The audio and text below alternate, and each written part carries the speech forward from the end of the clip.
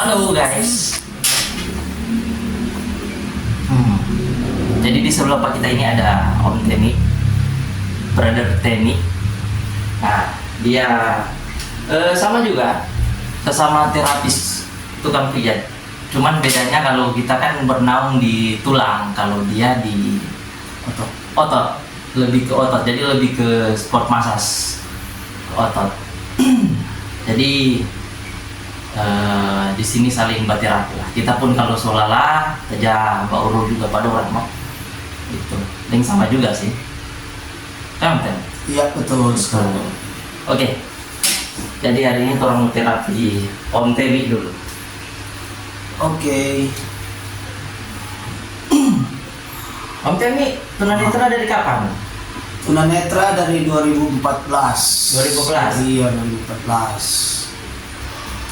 Apa DP penyebab Om Temi? Penyebab jadi tunanetra saraf rusak karena radiasi sinar ultraviolet. Kok bisa? Ya, karena dulu kebetulan waktu dulu kuliah di menghadap komputer, pada zaman itu masih layar pun masih layar tabung di tahun 90-an. Oh betul, masih layar putih itu, Iya. DP belakang ke panjang, layar P kecil. Iya itu. Oh, Baru setelah kerja, selesai kuliah, baru kerja di pengolahan data. Jadi keseringan Radiasi setelah. Iya. Dan kedua mungkin kita salah satu saraf mata yang lemah. Jadi dia langsung turun cepat atau ada proses. Ada proses. Proses dia. Ada Dia proses. berapa lama? Waktu Turun? itu ada proses dia turun langsung jadi total kurang lebih ada 2 tahun waktu itu. Tahun berapa waktu itu ya, Kong? Pokoknya pas total itu 2014 akhir dia total Oh iya. waktu itu. Iya. Terus langsung masuk ke asrama panti tunanetra. Iya. Oh iya, kita ingat waktu itu. Jadi waktu itu 2014 Om Temi masuk.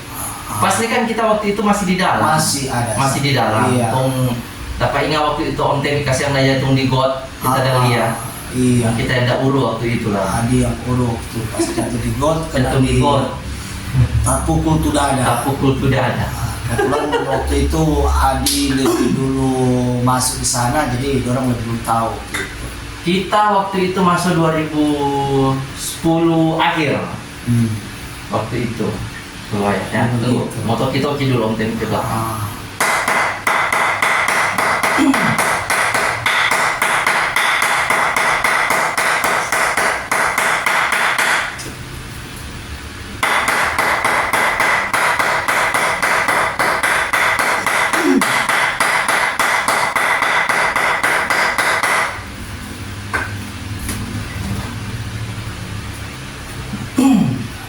Sekarang Om Temi bisa ada klinik lah kan? Sekarang so ada klinik sendiri no. Dan kebetulan sekarang juga keahlian yang dimiliki selain massage, shiatsu bersertifikat, dua bersertifikat. Sama deh kan? Sama deh Adi. Ngomong-ngomong kita belum ambil tapi Semua ada dosa tanya-tanya pi ambil di asrama katanya. Oke. Belum ada waktu. Nanti mau pindah tanah gitu. Pasti mau datang deh. Kong pengalaman apa Om Temi yang Om Temi sebenarnya semenjak jadi tukang pijat tunanetra? Ya, jadi semenjak jadi tenaga tukang pijat atau masyur. Nah, masyur ya. Kalau disebutnya masyur. Masyur. Nah, masyur. Banyak sekali suka dan duka dilewati. Ada pengalaman-pengalaman yang orang ceritain dulu mungkin pengalaman-pengalaman yang kurang mengenakan dia dulu. Kurang mengenakan. Sebenarnya setiap pekerjaan itu semua ada kurang enaknya juga. Jadi tidak semua berjalan bagus.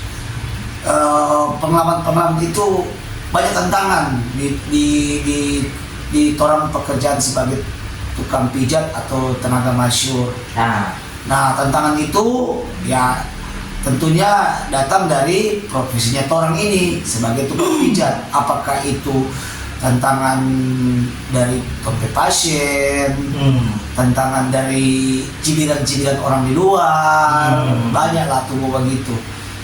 Nah, tapi yang pasti torang dari tantangan itu torang jalani secara profesional torang pekerjaan. Nah, cibiran-cibiran di luar itu contohnya seperti apa Om Tem? Om Tem boleh cerita? Cibiran-cibiran di luar Salah satunya orang yang orang minta, orang kan kebanyakan sekarang orang udah bilang tanpa pijat.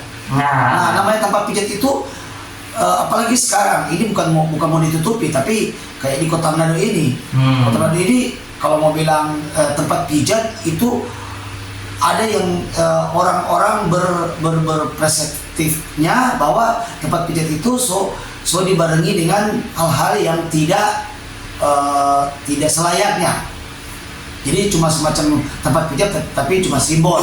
Nah, itu cibiran-cibiran. Nah, itu termasuk dengan torang. Walaupun torang tunanetra tapi tidak lepas dari hal yang itu ya. Tidak lepas dari hal itu. Orang berpikir begitu. Padahal kalau pakai torang di tunanetra itu torang bekerja secara profesional karena torang pekerjaan keahlian atau talenta itu.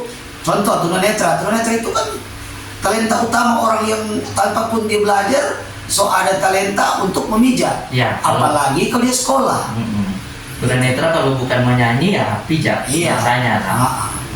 Nah, apalagi aku pakai torang ada sekolah, ada pendidikan. Jadi ya torang semua kan orang kalau punya pendidikan berarti dia dipersiapkan untuk bisa menghasilkan. Ya, sama dengan torang juga ini. Nah, itu yang kayak begitu cibiran-cibiran di luar yang timbul begitu.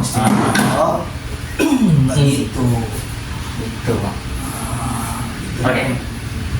Baru relax. Nah, itu soalnya.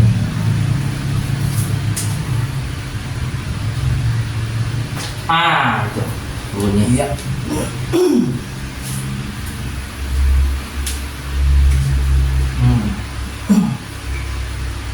Aduh,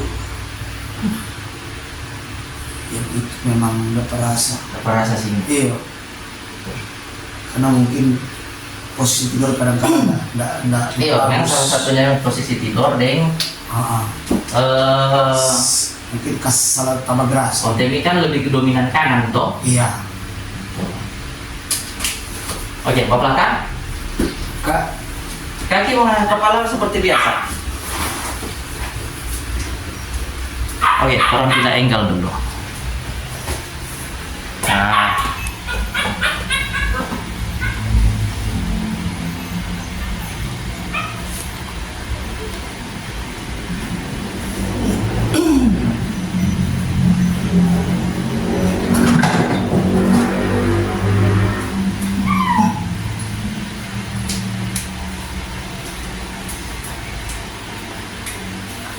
Kira-kira tantangan apa yang pernah Om Temi dapat yang paling berat lah semenjak Om Temi berprofesi sebagai masyur atau tukang pijat? Tantangan sebenarnya kalau tantangan torang itu asalnya sekarang di saat orang berpijat torang itu orang Bali ya. Jadi kadang-kadang torang tidak tahu apa yang akan mau torang alami bisa torang berpijat. Pernah enggak dapat misalnya orang bayar berapa untuk pijat berapa, contoh orang kasih doi berapa begitu dah? Iya, contoh misalkan torang petarif 100. Nah, setelah pembayaran kemarin kan torang kan tidak balik ya. Iya, orang kasih doi. Kasih pengalaman pernah dong. Cuma kasih 10.000, torang kan tahu itu doi itu berapa. Apalagi torang tunanetra kalau mau raba doi itu torang bisa dapat tahu doi itu berapa kalau kondisi doi itu bagus. Tapi kalau agak lusuh setengah mati torang mendeteksi. Begitu. Terutama 100.000 kan kalau selusuh kan kadang-kadang mirip dengan 1.000 bahkan itu. Mungkin kalau sekarang kan 2.000 kan bisa dapat raba lebih jelas atau kalau yang baru ya. Iya, kalau yang baru bisa dapat rasa jelas kalau sekarang banyak di baru tuh. Tapi kalau yang kayak pengembangan dulu begitu di kejadiannya.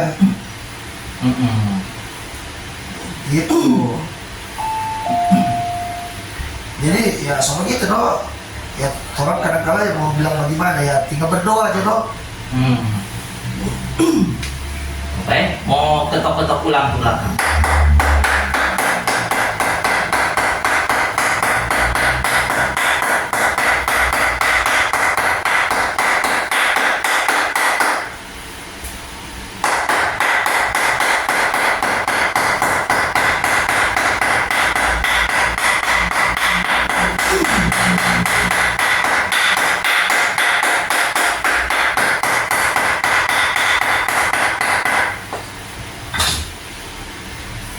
Buang nafas, tarik, buang, nah tarik.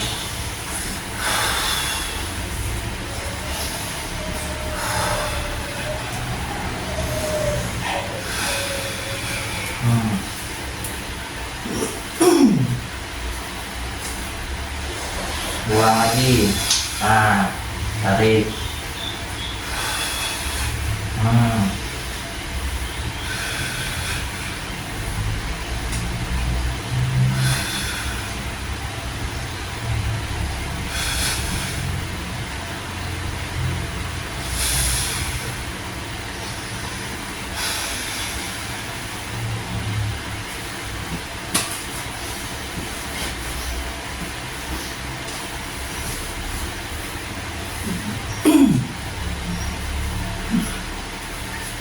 Om Tem, bagaimana waktu dulu pertama kali jadi tunanetra? DP perasaan, tentunya kan orang kan yang tidak bisa mau istilahnya kan pasti bagaimana ya dari terang benderang tiba-tiba mati lampu kan?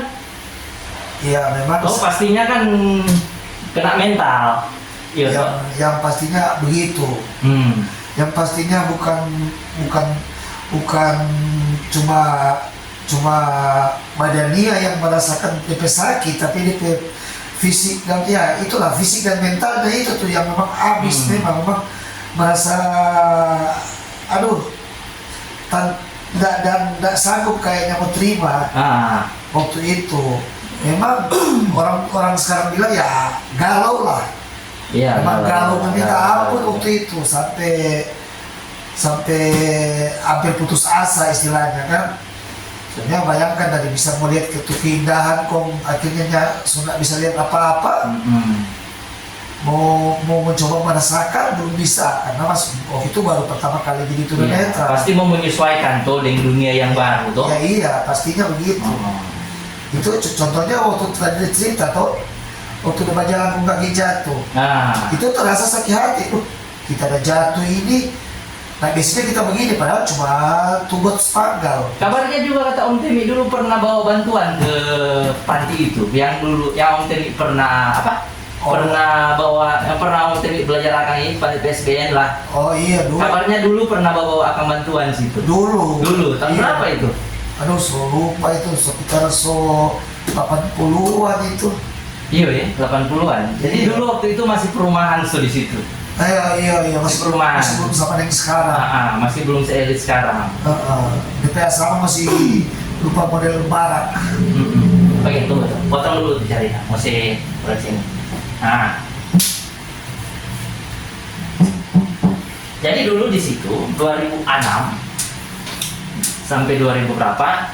Di situ kalau nggak salah ya kita dengar dari senior, di situ masih perumahan di atas, kuburan masih terbuka.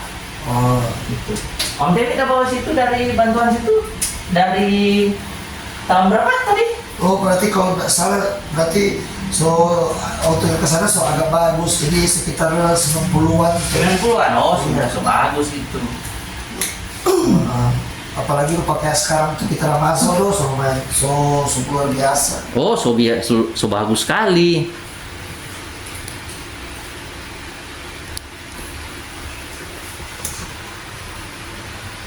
Guys, jadi begini karena ini masih manual, jadi belum ada kameramen. Jadi angle masih pindah-pindah secara sendiri ini. Makanya yang bawa ini dia subscribe supaya orang lebih semangat bikin konten. Siapa tahu dengan konten-konten begini boleh menginspirasi teman-teman, ya toh. makanya subscribe. Lanjut Om Ten, bagaimana tuh cerita tadi? Ya itu, ya memang. Bawa bantuan apa waktu itu? Ya biasa paling sembako. Sembako kan. Paling begitu ya itu noh. Pokoknya ya kalau mau secara manusia sulit menerima. Jadi tunanetra pertama kali. Kabarnya juga waktu itu ibu kasih 3 kan? Sorry. Boleh mau tanya itu toh? Oh, nggak masalah. Itu makanya kenapa juga mental sempat jatuh? Gara-gara itu. Gara-gara ya pada waktu itu kebetulan bukan kebetulan, tapi pas jadi tunanetra ditinggalkan istri. Jadi sungguh sakit luar biasa yang dihadapi. Cuma sekarang dengan swadana. Oh iya. Swadana. Waduh. Anak berapa? Anak 2, semester besar dua-dua. Pada kerja. Pada kerja. Cowok, cewek? 1 par. 1 par. Oh. Yang satu tinggal di mana Om? Dengan Om PPI apa? Ya, ada dua-dua tinggal di ibu atau di luar orang sana. Kerja di luar. Kerja di luar.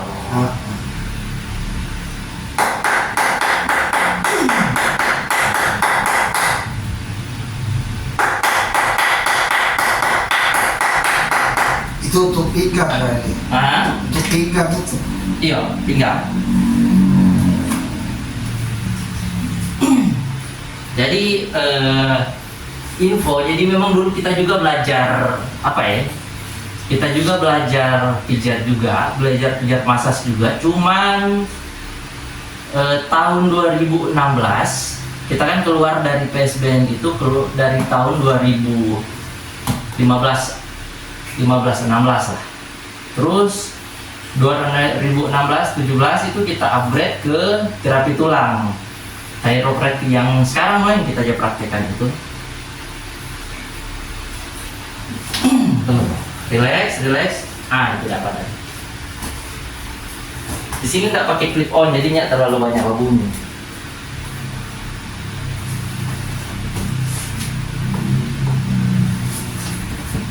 Itu dapat itu.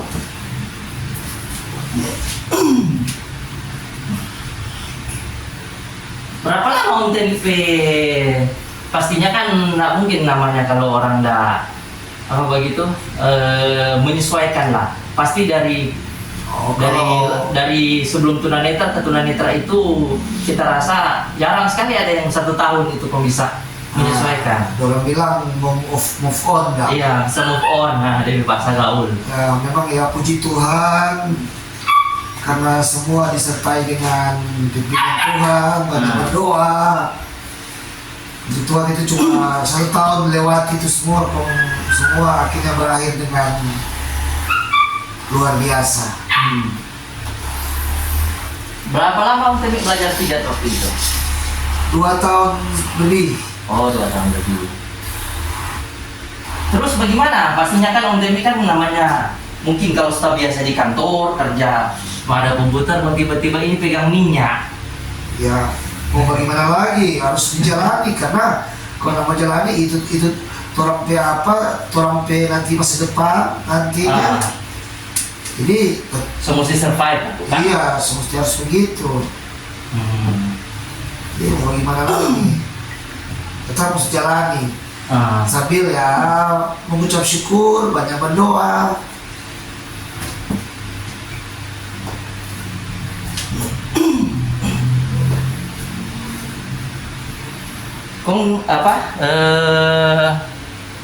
Dengan mantan istri masih ada?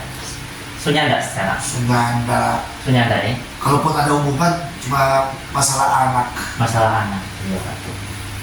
Mungkin kalau anak mungkin esok-esok kalau misalnya salah satu anak mau kawin pasti mesti ada tuh orang tua. Ya iyalah.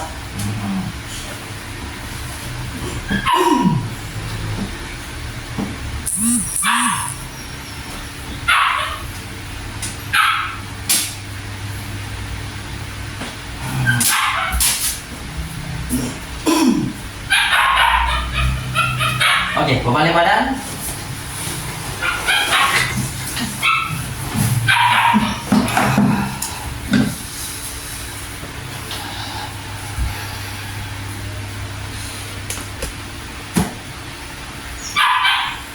lagi bakal masa di. Oke, balome.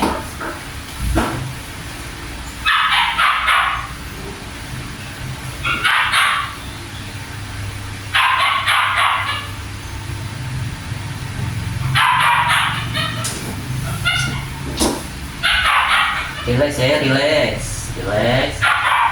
Ah, itu dia. Dapat? Ya.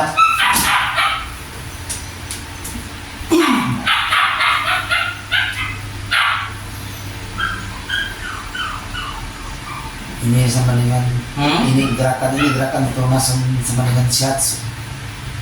Tapi bukan shiatsu. Iya. Jadi pelemasan mirip, tapi bukan shiatsu.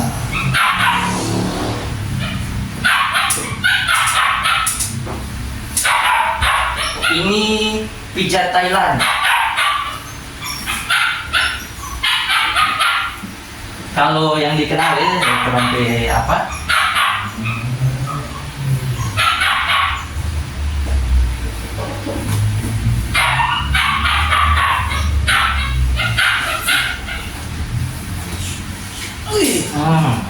Oke, balas posisi. Tidur diri ke arah kita.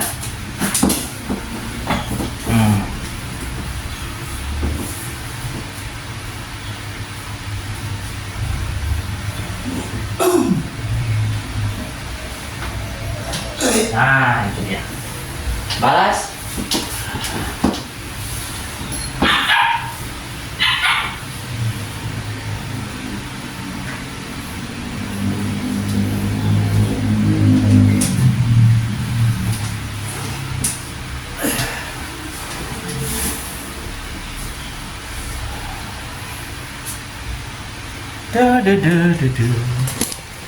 Tak ke bawah tuh kamera.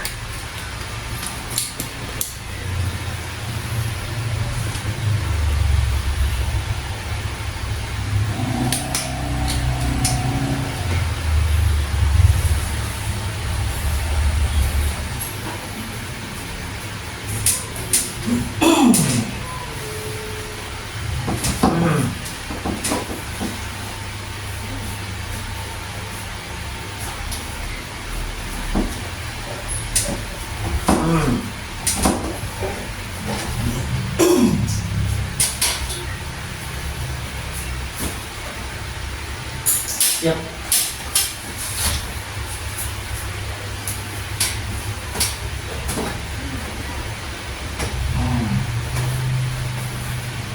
Oke, duduk.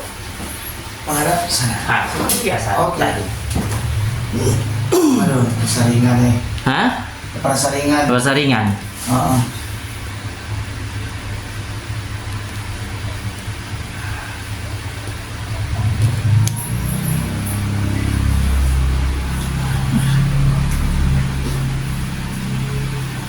Nah, ini sudah so agak rileks. Soalnya rupa tadi dia. Makanya agak ringan dong. Agak ringan.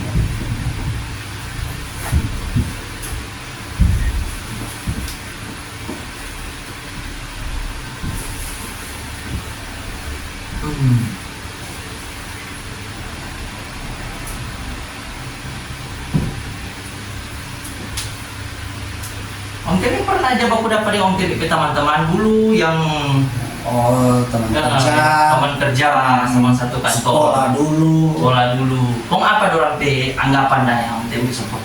So apa? Semenjak Om Kemi jadi begini, yang Om Kemi apa? Ketika mungkin aku dapatin dorang, mungkin kalau reuni atau apa? Iya.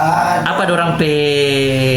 Dorang cuma bilang loh ya, sungguh luar biasa. Kita sanggup melewati itu semua, sanggup menghadapi kesabaran, sehingga tidak sampai dan memang jatuh betul-betul. Biasanya orang kalau dalam keadaan kayak begitu memang jatuh putus asa cepat. Dan ya puji Tuhan, waktu yang tidak lama bisa kita mau kembali lagi tetap semangat. Tentunya semenjak jadi tulang netra kan pasti di kehidupan kan pasti berubah 190 derajat ya. Ya itu pasti. Itu pasti mesti menyesuaikan.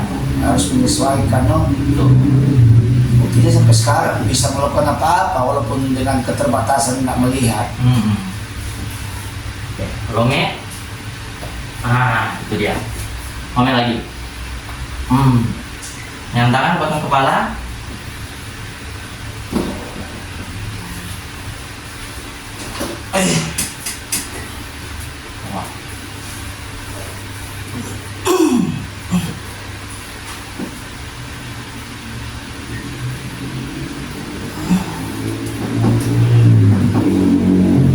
Mantek dulu kerja kantor apa kalau boleh tahu? Dulu kerja di marketing riset. Marketing riset. Sebagai supervisor. Waduh, apalagi kalau jadi supervisor, katakanlah kalau kita pernah kerja di perusahaan gitu, supervisor itu kalau di perusahaan begitu, itu kan istilahnya bos nomor 2 lah, setelah bos tertinggi tuh. 2 kan sekian. Aduh, itu sakit nih. Iya. Di lambung itu kan, dititikkan. Iya. Aduh. Untuk asam lambung berarti jalan. Iya. Pas kena dititik itu. Nah, pastinya kan Om Tevi kan pasti ada anak buah tuh.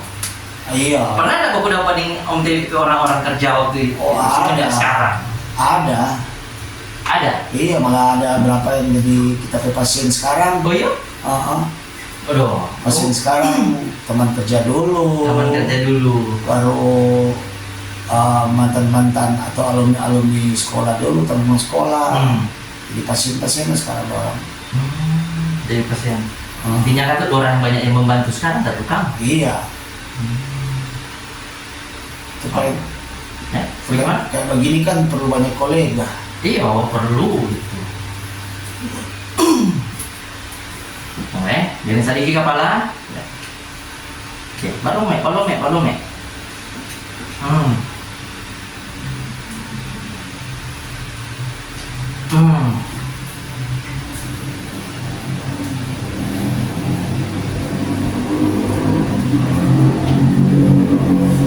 Suringan kepala. Suringan kepala. Suringan. Jadi agak ada parasi stres. Itu dia. Iya. Apa?